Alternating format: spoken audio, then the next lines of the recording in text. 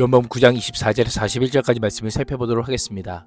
부모에게서 자신들이 원하는 것을 얻어내지 못하자 다시 맹인이었던 사람을 불러 신문합니다. 바리새인들이 그의 입에서 예수가 눈을 뜨게 한 것이 아니라 죄인임을 자백받기를 원했습니다. 그러나 눈을 뜬 맹인은 바리새인들의 계속되는 신문과 압박 가운데도 예수님이 자신에게 행하신 일을 증언할 뿐 아니라 예수님을 만나 인자로 믿고 경배합니다. 24절에 34절은 눈뜬 맹인과 바리새인의 논쟁입니다. 바리새인들은 부모를 소환해도 별 소득이 없자 다시 눈뜬 맹인을 불러 두 번째 신문을 합니다. 너는 하나님께 영광을 돌리라 라고 합니다. 그들의 입에 전혀 어울리지 않는 말을 한 것입니다.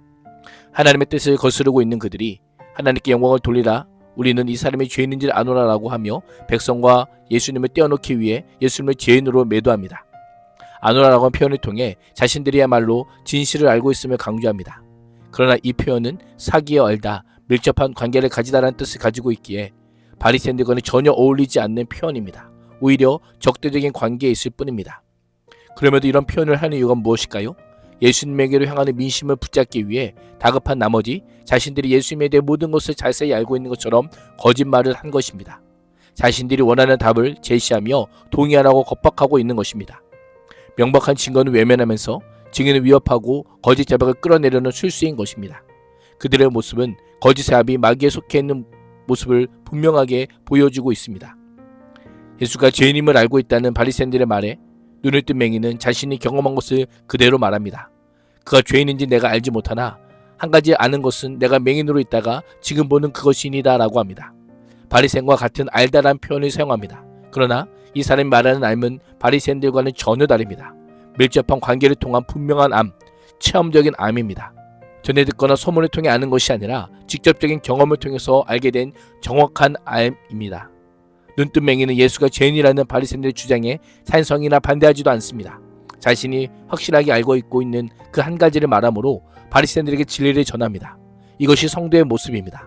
예수님에 대해 반대하고 교회를 비방하거나 모욕하는 사람들에게 효과적으로 복음을 전달할 수 있는 방법은 상대방의 의견에 대한 찬반을 말하기보다 자신이 경험한 것을 전하는 것입니다. 예수님께서 나에게 행하신 일, 놀라운 변화를 사실대로 나누는 것입니다. 26절에 따르면 유대 종교 지도자들은 15절의 질문을 다시금 반복합니다.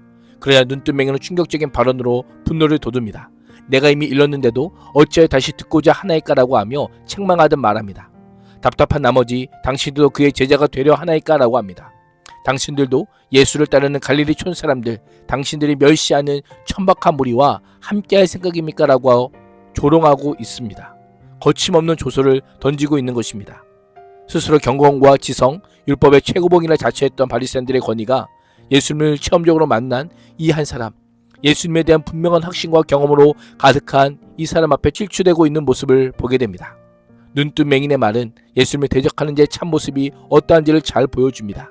예수가 없는 종교, 예수가 없는 권위, 예수가 없는 가르침은 겉모양이 아무리 화려해도 내용도 능력도 없음을 보여주고 있는 것입니다.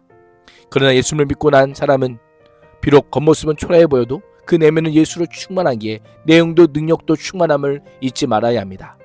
바리새인들은 그에게 욕설을 퍼부으며 너는 그의 제자이나 우리는 모세의 제자라고 합니다. 모세의 자리에서 스스로 모세가 준 율법을 쫓는 모세의 제자라고 하지만 그들은 진정한 의미의 참 진리가 무엇인지 배우려고 하지 않습니다. 배운다는 것은 모방과 훈련을 포함합니다. 그러나 그들에게서는 전혀 모세를 닮음이 없었던 것입니다. 바리새인들은 하나님께서 모세에게 직접 계시한 것은 의심할 바 없는 사실이지만 예수님과 친밀한 관계를 갖지 않았기에 어디로부터 왔는지 알지 못한다, 확인할 수 없다라고 한 것입니다. 그러자 눈뜬 맹인은 그분이 내 눈을 뜨게 해주셨는데도 당신들은 그분이 어디서 왔는지 모른다는 참 이상한 일입니다. 하나님께서는 죄인의 말은 들으시지만 하나님을 공경하고 그의 뜻을 행하는 사람의 말은 들어주실 줄을 우리는 압니다. 남에서부터 눈먼 사람의 눈을 누가 뜨게 했단 말은 창세로부터 이제까지 들어본 적이 없습니다. 그가 하나님께로 도우신 분이 아니라면 아무 일도 하지 못하셨을 겁니다 라고 말하고 있습니다. 이에 바리새인들은 종교 권력을 동원하여 그에게 윽박지릅니다. 내가 완전히 죄 가운데 태어났는데도 우리를 가르치려고 하느냐라고 합니다. 예수님과 바리새인 사이에 첨예한 대립의 근원이 어디에 있는지를 잘 지적합니다. 누구의 죄 때문도 아닌 하나님의 영광을 드러내기 위함이라는 예수님의 가르침과 그 증거로 날 때부터 맹인된 자의 눈을 뜨게 한 사건은 바리새인의 가르침과 지배력을 흔드는 최대 위험 요소였던 것입니다. 눈뜬 맹인의 완벽한 논리에 궁지에 몰린 바리새인들은 정성적인 대화로는 그를 이길 수 없게 되자 그를 바깥으로 내쫓습니다. 쫓아내어 보내리라란 몰아내다 내던지다란 의미입니다. 루터는 밖으로 밀쳤다, 찼다라고 번역하였습니다. 이 논쟁이 더 큰 수치만 불러올 것을 잘 알았기에 권위로 누르거나 폭력을 썼던 것입니다. 35절에서 41절은 누가 진정한 맹인인가입니다. 눈을 뜬 맹인은 아직 예수님을 본 적이 없습니다. 눈을 뜬 이후 예수님은 사라졌고 이름만 알 뿐입니다. 그 누구보다 예수님을 만나고 싶었을 것입니다. 그런데 예수님이 그가 쫓겨났다는 소식을 듣고 친히 먼저 찾아오십니다. 그에게 낯선 사람이 찾아와 뜻밖의 질문을 던집니다. 내가 인자를 믿느냐? 인자는 하나님을 보내신 자, 곧 하나님의 일을 행하는 자를 가리킵니다. 예수님의 질문은 예수님이 이 사람을 만난 목적과 같습니다. 그의 믿음을 확인하고자 하신 것입니다. 신앙에 대한 도전인 동시에 예수님 자신에 대한 믿음을 가질 것을 권면하는 질문입니다. 눈뜬 맹인은 예수님의 질문에 답을 하지 않고 주여 그가 누구시오니까 내가 믿고자 하나이다 라고 합니다. 그 인자가 누구인지 모르지만 만난다면 내가 믿겠다라고 고백하고 있습니다. 37절에 따르면 예수님께서 자신을 계시하십니다. 내가 그를 보거니와 지금 너와 말하는 자가 그이니라. 그는 주저없이 주여 내가 믿나이다 라고 하며 예수님께 엎드려 절합니다. 육체적인 시각장애뿐 아니라 영적인 시각장애에서도 완전히 벗어납니다. 그 사람은 인식했던 예수님을 하나님께서 보내신 인자와 구주로 믿게 된 것입니다. 이것이 복음의 능력입니다. 예수님을 존경의 대상이 아니라 경배의 대상으로 고백하는 것입니다. 예수님이 내 인생의 구원자요 주이심을 고백하는 것입니다. 예수님은 내가 심판하러 이 세상에 왔으니 보지 못하는 자들은 보게 하고 보는 자들은 맹인이 되게 하려 함이라 라고 합니다. 니고데모와의 대화에서는 하나님께서 아들을 보내심이 세상을 심판하려 함이 아니라 구원하기 위함이라고 하심과 모순되는 것처럼 보입니다. 그러나 구원과 심판은 서로 충돌하지 않습니다. 마치 동전의 양면과 같습니다. 하나님의 본심은 구원과 회복이지만 구원의 길을 끝까지 거부하는 자들은 심판을 피할 수 없습니다. 회복의 은혜를 누릴 수 없는 것입니다.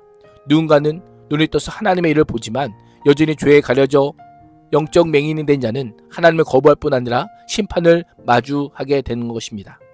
예수님과 함께 있던 바리새인들은 이 말씀을 듣자 우리도 맹인인가 라고 합니다. 그들은 여전히 자신들이 영적 맹인일 리 없다는 반응을 보이고 있습니다.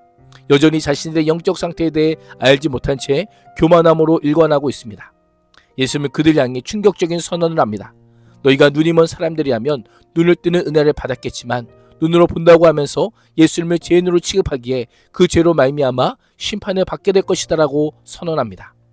결국 그들의 교만함이 자신을 돌이켜 바라볼 수 있는 기회도 예수님께 나아갈 기회도 갖지 못하게 하였기에 죄에서 벗어날 수 없었고 결국 심판을 피할 수 없었던 것입니다. 우리의 모습은 어떠합니까? 주님을 믿고 그 말씀에 순종함으로 영의 눈이 띄어지고 예수님의 제자로 살아가는 은혜를 누릴 수 있기를 주님의 이름으로 축복합니다. 기도하겠습니다. 하나님, 오늘도 주님의 음성에 귀를 기울이게 하시며 우리의 영혼의 눈을 성령의 말씀으로 늘 밝혀주사 하나님의 일을 보고 따르는 삶이 되게 하여 주옵소서. 예수님의 이름으로 기도합니다. 아멘.